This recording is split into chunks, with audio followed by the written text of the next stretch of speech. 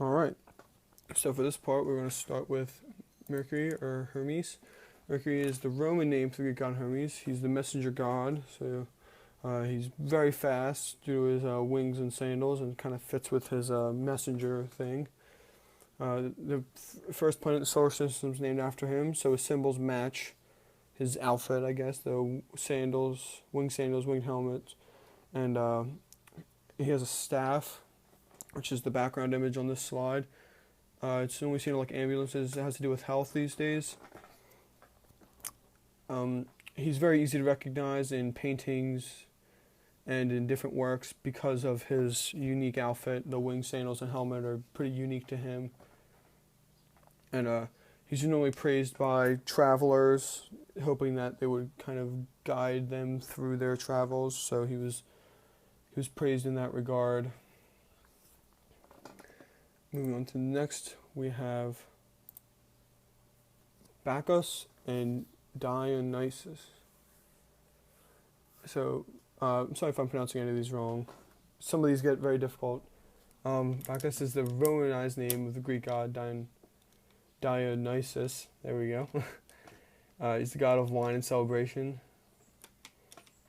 So his symbols have to do with that. Grapes, vines, and then there's a stick that kind of holds up the vines. There's not much about him. Because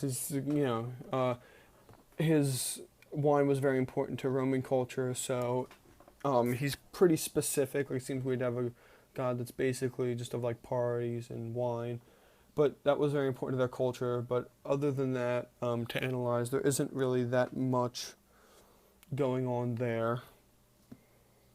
So I'm going to move on quickly to the next one. So we have Venus and Aphrodite. So I should pronounce Venus in proper Latin, but in English we would pronounce it Venus today, so because the planet. So it's a planet named after her, obviously. So Venus is the Roman name for the Greek goddess Aphrodite. She's the goddess of love, and she's into Hephaestus and dated Mars. There's myths along that whole situation. Her symbols are doves, roses, and shells. So she's the goddess of love, and so usually her involvement in myths involve love. There's actually a lot of myths that involve humans falling in love and different problems that come with that, either families that don't approve of it or situations that don't work. So a lot of times she's involved with those kind of myths because of kind of the love that's involved with it. And there's a very interesting one about her and Mars, being that she's married to Hephaestus. But I'm going to move on to Cupid, or Eros. Cupid is the Roman name for the Greek god Eros. He's the son of Venus. He has golden arrows that make people fall in love. This is involved in many myths that also involve love. And he fell in love with Psyche by accidentally hitting himself with a golden arrow. That's also a very interesting myth. So symbols are bows and arrows, doves, and roses. So it's a lot of the modern Valentine's Day symbolism. That kind of stuff is where his symbols come from. He's also very noticeable, being